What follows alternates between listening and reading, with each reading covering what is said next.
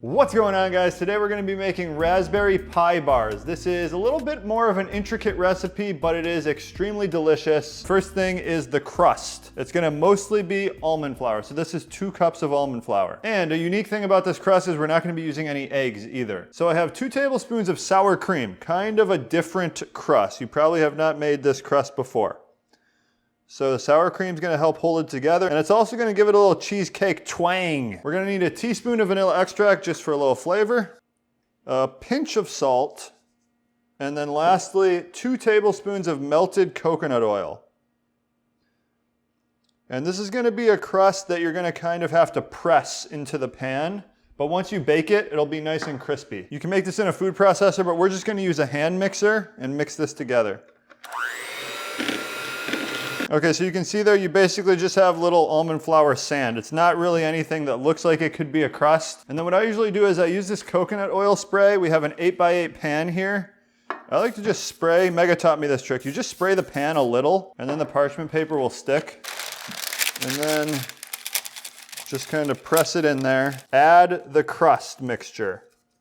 The easiest way to do it is probably going to be by hand. Just press the crust down. And the fact that there's no egg in here, that's what's going to get you a little bit more of a crispy crust. As opposed to the egg, it'll make it more like chewy. Make sure the thickness is pretty consistent so that it bakes evenly. We're going to pop this in the oven, 350 degrees for 12 minutes. In the meantime, we're going to be making the raspberry filling. This is also super simple. We got a saucepan and we got the burner going to medium-low heat. And we're going to basically just add the raspberries, crush them down, and then add a little bit of sweetness to it. So we got, how much raspberries? 12 ounces, so 2 basic raspberry containers. Now, if you've ever made like raspberry jam or anything before, it's surprisingly tart and like not really sweet at all. So for that reason, we're gonna add 2 tablespoons of erythritol. And this is a low carb, 0-calorie sweetener that we use in a lot of recipes. And then we're also gonna use 15 drops of stevia. And we like using a combination of erythritol and stevia in our desserts, because a lot of people, they don't like the aftertaste that stevia gives you. So mixing 2 sweeteners kind of cuts through that. We're gonna add some salt, just a pinch, and then another teaspoon of vanilla extract. Now just mash up these raspberries. So this is actually gonna cook for about 10 to 15 minutes. We're gonna let it reduce down.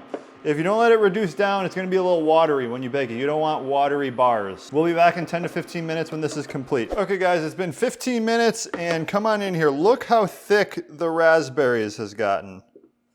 There's gonna come a point when you're cooking this that it's gonna seem like there's more liquid than you even started with. Just keep on powering through. Eventually it'll all evaporate. Just keep an eye on it. It can burn, but you wanna get to a point where it's really thick.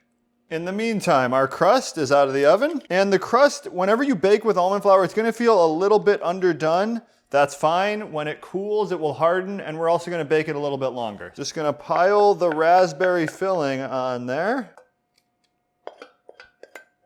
And you're gonna spread the raspberries out. It's gonna be a pretty thin dessert. It's kind of like lemon bars if you've ever had lemon bars. How beautiful. So this is looking pretty perfect to me. Now we have this optional step, which we're gonna do. We got some slivered almonds here. We're gonna add, I'm not gonna add all these. This is a half a cup. That seems like a lot. Just gonna lightly sprinkle them on there. You can also do some kind of other nuts. I think coconut would be pretty good, like some coconut flakes. Now, we're gonna pop this in the oven for 10 to 15 additional minutes.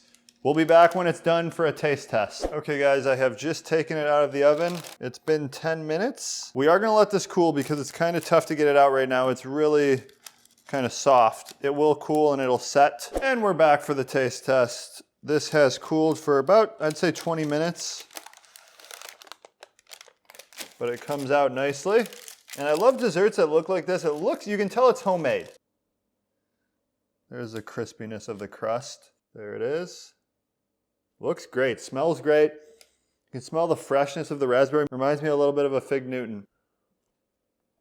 Kind of like oatmeal tasting almost. Like Nutri-Grain bars, you remember Nutri-Grain bars? Just like those, raspberry. Really good recipe. Usually when I'm snacking after dinner, it's always like chocolate. But I like having fresh stuff like this every once in a while. So this is a good change up, especially for summer. The nice thing about this recipe is you can obviously change it up. You can do like a berry mixture. That would be good. You could do blackberry, you could do blueberry, raspberry, strawberry. Strawberry is kind of weak usually, but you could do really any berry you want to do. Really great recipe. We don't have a lot of fruit desserts on our website. Speaking of our website, you guys can find all the recipes we make here at ketoconnect.net. That's linked below. All of the ingredients, the description on how to make it, step-by-step instructions, those are all there. We got about 400 recipes now, so you can search through there, find ones you like, find something for dinner tonight. So give this recipe a try, guys. Let us know what you think. Thanks for watching.